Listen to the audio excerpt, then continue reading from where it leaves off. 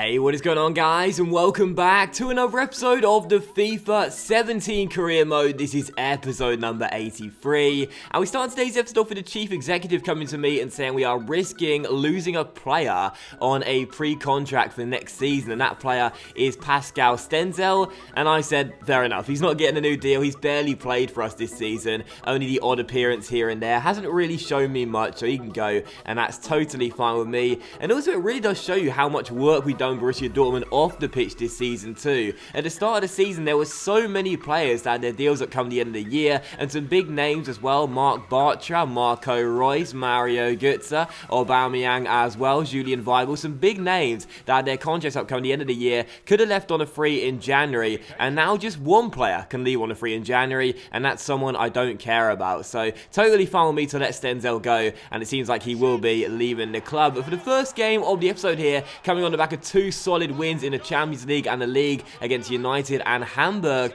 we would fall behind 4 minutes in a Deutsche Pokal round of 16 tie at home to Hoffenheim. And what a goal this was too by the Russian, the number 44 Smolov, who gets space here after I thought he was going to pass the ball, so overcommitted with Flume towards the spare man. He gets space, lets fly, and what a goal that is, past Wellenreuther into the back of the net, and we fall behind just 4 minutes in to this Deutsche Pokal tie. And I did say just a moment ago there we had two solid wins in 2 games in the League and the Champions League. The Deutsche Pokal is a competition I simply don't care that much about. It would be nice to have a really good cup run and have a good chance of picking up some silverware in this competition, but the board wants to reach the semi-finals. I don't really care either way, and that's why just before the 10-minute mark when this happened, I was sitting there thinking, well, like, don't get me wrong, I'm okay going out of this competition, but already 2 goals down 10 minutes in, it's not the best start, and it's pretty embarrassing. And it was that man again, Smolov, who found the back of the net. What a finish this was,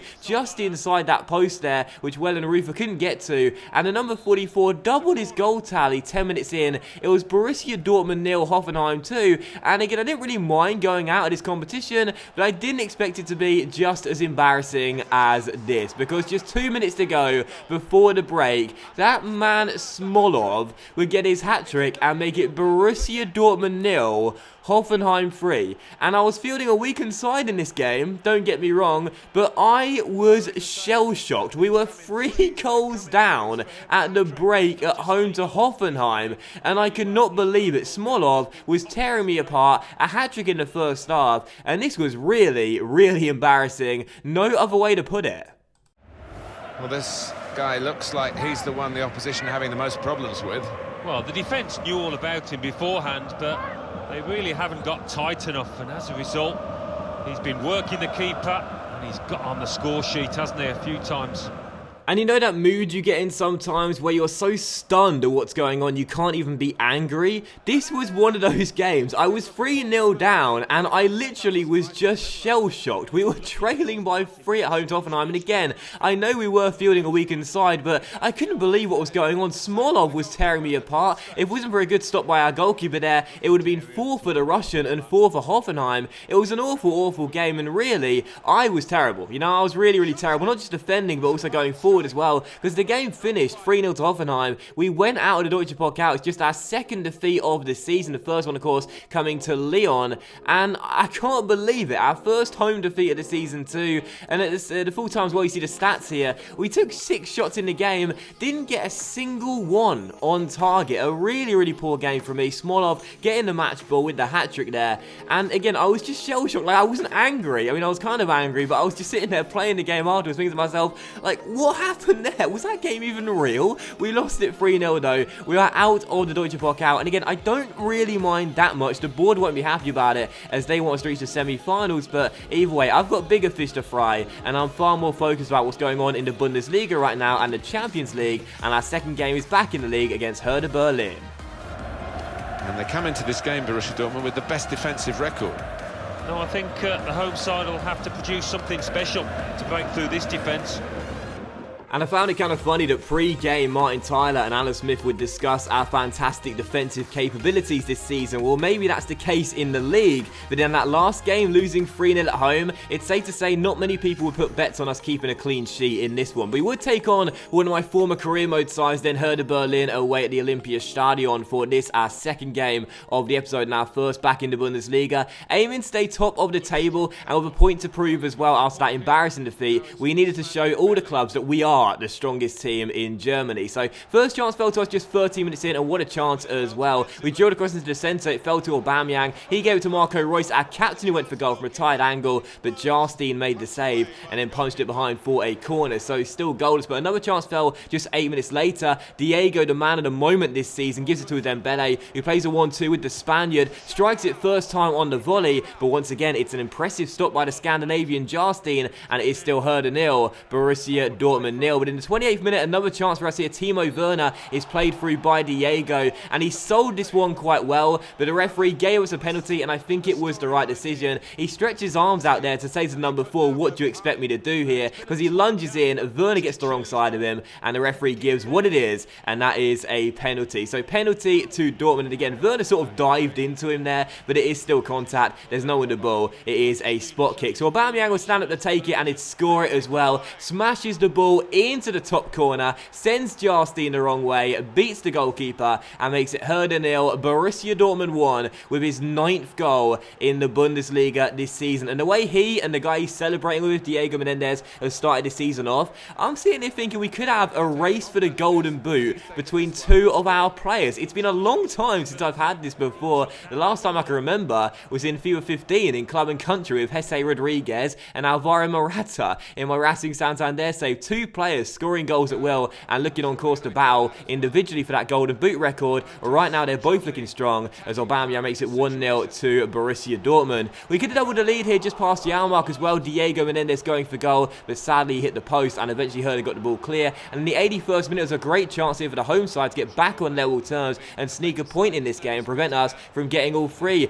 Derrida took his time, went for goal from range. It took a nick off Diego, but Michael Muller was alert to the situation and turned it behind for a corner. So he's still led by 1. And one of the final chances fell with 5 minutes to go. We won the ball back here, and Henry the Hoover Davis played a great ball down the right hand side for Omre Moore off the bench to chase. Nicholas Stark comes across, but Moore says, I'll take it round you with a Berber spin, crosses the ball to the far post and picks out an unmarked Diego. And if he is going to win the golden boot this season, I'm going to say this has got to be one of the nicest goals he scored on the way to picking up the award. Diego Menendez wrapping up the point with 3 minutes to go. Aubameyang proud of that one as well, and what a goal it was. Moore cuts inside, crosses the ball to the far post. I know he's unmarked, I know he's got a lot of the goal to aim for, but it's an acrobatic kick with the weaker left foot into the top corner. What a lovely goal. And a question for you guys as well today. I'll ask you how many goals you think Aubameyang will score this season. Most of you guys think it'll be about 20, like I think too, but how many goals will Diego score this season? Because he's now drawn level with Aubameyang. They've both scored 9 goals in the Bundesliga this season.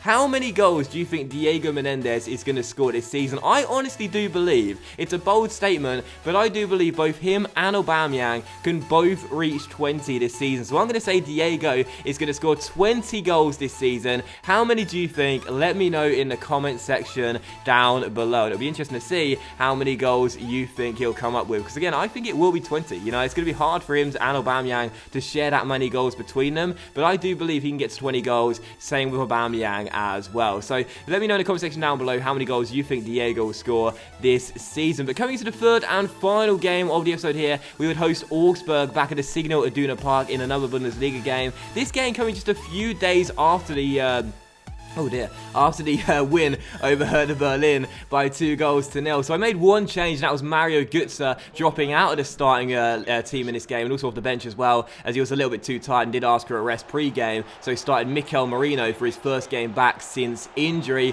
And the first chance fell to us 24 minutes as well. Timo Werner, who's been amongst the goals himself this season, going for goal. It was a good save with the goalkeeper though, and it was still 0-0. And another chance fell in the 30th minute. Dembele set up Menendez, who went for goal himself, but once again, it was another impressive stopped by the Augsburg shot stopper, and it was still 0-0. A few minutes later, the away side had their first chance of the game though, and as Ji Dong-won took it around Mark Bartra with a great first touch, he rolled it off to the number 25, and we would fall behind 11 minutes to go in the first half with Marega arrowing a shot into the far corner and making Michael Muller pick the ball out of his own net. What a touch though by Ji Dong-won to take it around Bartra, gives it to his teammate, and what a strike that is as well. No chance for Muller, 1-0 Augsburg, and just like in the first game of today's episode, we fall behind at home. So 1-0 to the away side, and we are once again stunned in front of our home crowd. So we need to sort it out, but it wasn't looking like that would be the case. In the 42nd minute, there was real controversy as the referee awarded a penalty to the away side, and I have to say,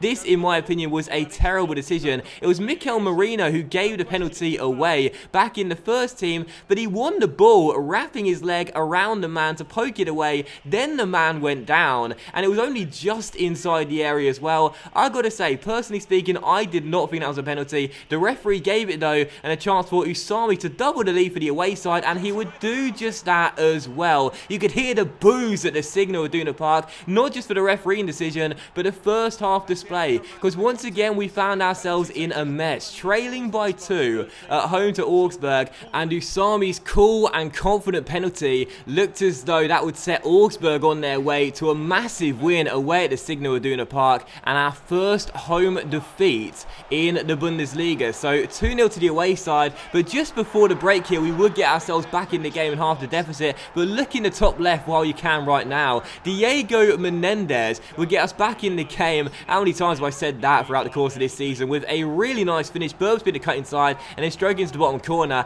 But Augsburg would have been fuming at the time allowed for that goal to go in there. There was only 2 minutes supposed to be played at the end of the first half for stoppages, but instead Diego scored 5 minutes into stoppage time in the first half. So 2-1, we are back in the game, but still needed another. But nothing really happened in the second half, and only one chance in the second half, but it would result in a goal as well, because once again in stoppage time, for the second time in the game, we will get ourselves a goal right at the end of the second half, but this one was in the additional 3 minutes. Omre Moore coming off the bench rescues us a point, prevents us from having our first defeat in the Bundesliga this season, but the guy that got the assist is the man of the season, Diego Menendez, who is just on fire this season. He is directly involved in so many of our goals. If he's not scoring them, he's setting him up, and that's exactly what happened for the second one. He plays it through to his teammate Omre Moore, who completes the comeback, and we do rescue a point and do not lose for the second time running at home. So 2-2 the final score. We should have won, but at least we're still undefeated in the Bundesliga. Thank goodness for that. But to be honest, that was a terrible first half display, and if we are to win the Bundesliga this season and are to stay top of the table, we will need to play an awful lot better than that. But that will end today's episode of the FIFA 17 career mode, guys. So a massive thank you for watching. I really hope you have enjoyed it. If you have enjoyed today's episode, then please do leave a like, as likes are of course very much appreciated, and it really helps the channel grow as well. Much love to you all. Have a fantastic day, and I'll see you for the next episode of career mode very soon.